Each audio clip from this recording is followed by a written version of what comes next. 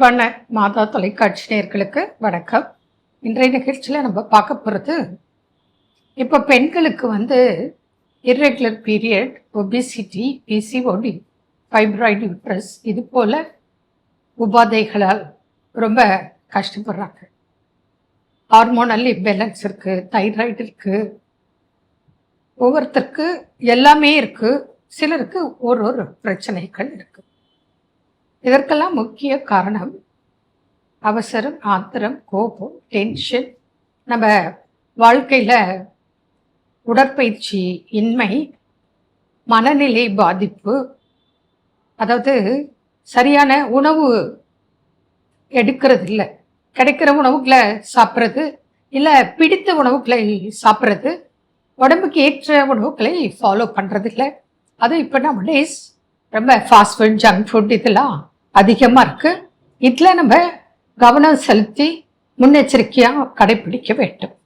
ஏன்னா ஒரு பெண் அப்படின்னா அவ பருவத்துக்கு திருமணம் ஆகி குழந்தை பேர் பெற்று அதுக்கப்புறமும் அவங்க நல்லா இருக்கணும். அது வரைக்கும் அவங்க ஹெல்த்துக்கு எந்த உபாதைகளும் இல்லாமல் பாதுகாத்தா மாத்திரம்தான் இதெல்லாம் கரெக்டாக நடக்கும். ஆரம்பத்திலேயே ஹெல்த்ல சில பிரச்சனைகள் இருந்தால் அவங்களுக்கு லைஃப் லாங் அதை சரியா கவனிக்கலைன்னா ரொம்ப பிரச்சனைகள் அதிகம். இது உங்களுக்கு தெரியும். இப்போ சாதாரணமா ஒரு பெண் இருக்கா, அவளுக்கு தைராய்டு இருக்குன்னு வச்சுக்கோங்க.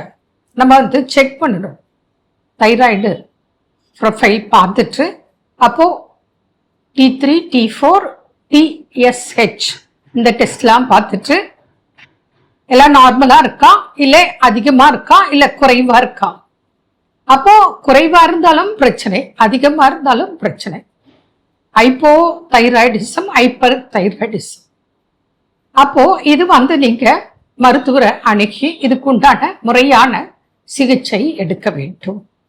ஜென்ரலா ஒரு பேஷண்ட் வராங்க வச்சுக்கோங்க, அவங்கள பார்த்த மாத்திரத்திலேயே எங்களுக்கு சில டவுட் வந்துடும்.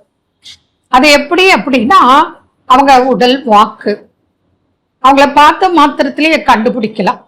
அவங்களோட கண் எப்படி இருக்கு, அப்புறம் உடம்பு எப்படி இருக்கு, ஸ்கின் எப்படி இருக்கு, மென்மையா இருக்கா, பெண் தன்மையா இருக்கா, இல்ல ரஃப்பா இருக்கா, தேவையற்ற இடங்களில் முடி வளர்தல், நாக்கு தடிச்சு காணப்படும், இது போல சில அறிகுறிகள் எங்களுக்கு பார்த்த மாத்திரத்திலேயே தெரியும். ஒண்ணு உடல் ரொம்ப மெலிந்து காணப்படுவார்கள், அல்லது ஒரு குறைந்த 1 மாதம் அல்லது 2 மாதத்திலேயே 10 கிலோ போல வெயிட் போடுறது, அல்லது 10 கிலோ போல உடல் எடை குறையிறது. இது வச்சு கண்டுபிடிக்கலாம். அப்புறம் பிளட் டெஸ்ட் வச்சு கண்டுபிடிக்கலாம். அப்புறம் பார்த்தீங்கன்னா அவங்க சற்று ஸ்லோவா எல்லா வேலையும் பண்ணுவாங்க, நல்லா புரிஞ்சுப்பாங்க, நல்லா படிப்பாங்க, எல்லாமே இருக்கும், திறமைகள் நிறைய இருக்கும்.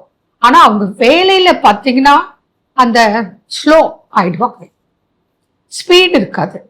அடுத்தது இப்போ நம்ம டெஸ்ட் பிரகாரம் கண்டுபிடிச்சிட்டோம், இப்போதான் அவங்களுக்கு ஸ்டார்டிங் ப்ராப்ளம் தைராய்டு அப்படின்னா நிச்சயமாக, ஏன்னா மேலை நாடுகள் எல்லாம் நாங்க பார்க்குறோம், only exercises and diet follow பண்ணி தைராய்டை குணமாக்கி இருக்காங்க. அப்போ நம்மளால முடியாதா? அதனால கட்டாயம் உடற்பயிற்சி, அதுக்கப்புறம் உணவு கட்டுப்பாடு இருக்கணும். சப்போஸ் நீங்க தைராய்டு மெடிசன் ஸ்டார்ட் பண்ணிட்டீங்க, உங்களுக்கு எத்தனையோ எம்ஜி டாக்டர் உங்களுக்கு அட்வைஸ் பண்ணியிருப்பாங்க, அப்படி சாப்பிடுவர்களாக இருந்தாலும் எங்களை தொடர்பு கொள்ளுங்க. அது உங்களுக்கு ஆயுர்வேத முறைப்படி உங்களுக்கு மெடிசன்ஸ், டயட்டு, உடற்பயிற்சியில இருக்கு. அதை தினந்தோறும் செய்யும் போது உங்களோட அந்த தைராய்டு லெவல் நார்மலுக்கு வர, அதாவது குறைந்து இருந்தாலும் நார்மலுக்கு வரணும், அதிகமாக இருந்தாலும் நார்மலுக்கு கண்ட்ரோலுக்கு வரணும். இதற்கெல்லாம் பயிற்சிகள், மெடிசன்ஸ் இருக்கு. அதை கொடுக்கும் போது நிறைய பேஷண்ட்டுக்கு நாங்கள் பார்த்துருக்கோம். இதனால இந்த தைராய்டுனால பார்த்தீங்கன்னா இர்ரெகுலர் பீரியட், உடல் எடை போடுறது, அல்லது ஓவர் வெயிட் அல்லது அண்டர் வெயிட், இது பிரச்சனைகள். அப்புறம் அவங்களுக்கு கன்சீவ் ஆகிறதுல பிரச்சனை, இதெல்லாம் நிறைய இருக்கு. அதனால கரெக்டா நம்ம ஆரம்பத்திலேயே பார்த்து இது ஆணுக்கும் இருக்கு, பெண்ணுக்கும் இருக்கு தைராய்டு ப்ராப்ளம். தைராய்டு ப்ராப்ளம் யாருக்காக இருந்தாலும் அவங்களுக்குன்னு ட்ரீட்மெண்ட் இருக்கு.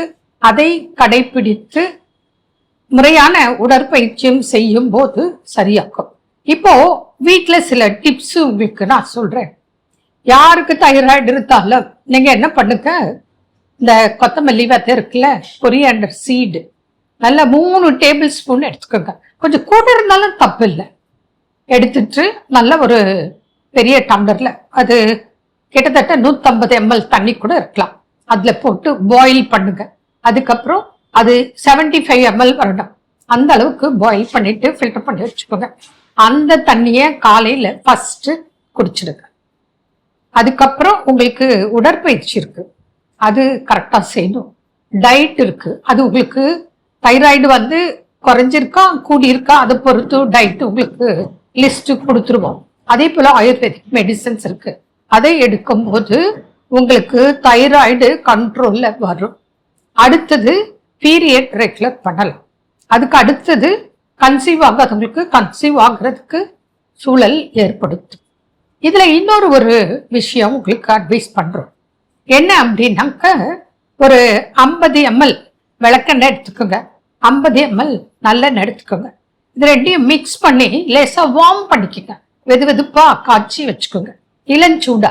அதை என்ன பண்ணுங்க, நீங்க வயிறு பகுதிக்கு ஃபுல், அதாவது மேல் வயிறு அடி வயிறு ஃபுல்லு நீங்க டெய்லி ஒரு 10-20 நிமிஷம் தடவி மசாஜ் கொடுங்க. கொடுத்துட்டு படுத்துருங்க. தொடர்ந்து செய்யலாம். அதே போல நீங்க வரும்போது உங்களுக்கு என்ன வேற பிரச்சனைகள் இருக்கு, அதுக்கு தகுந்தாற் போல உங்களுக்கு அட்வைஸ் கொடுப்போம். இதெல்லாம் நீங்க ஹோம் ரெமடியா செய்யலாம். அதே போல கிராமத்துல இந்த நுணாமரம், இந்த நோனின்னு சொல்லி எல்லாம் இப்போ ரொம்ப ஃபேமஸா இருக்குல்ல, அந்த மரம், அந்த இலைகளை எடுத்து நீங்க டீ மாதிரி போட்டு குடிக்கலாம். இது போல நிறைய டயட் உங்களுக்கு நம்ம அட்வைஸ் கொடுக்கலாம். கொடுக்கும்போது உங்களுக்கு தைராய்டுனால ஏற்படக்கூடிய அத்தனை உபாதைகளும் குறைந்து உங்களுக்கு நார்மலா உங்களோட மூமெண்ட்ஸ், அதாவது அந்த லேசியா ஸ்லோவா பண்ணக்கூடிய வேலைகள் எல்லாம் நல்லா ஸ்பீடா பண்ண வைக்கலாம். அதுக்கு வந்து உடற்பயிற்சி, உணவு, ஆயுர்வேத மருந்துகள் அவசியம். கடைபிடிக்கும் போது நிச்சயமாக பலன் கிடைக்கும்.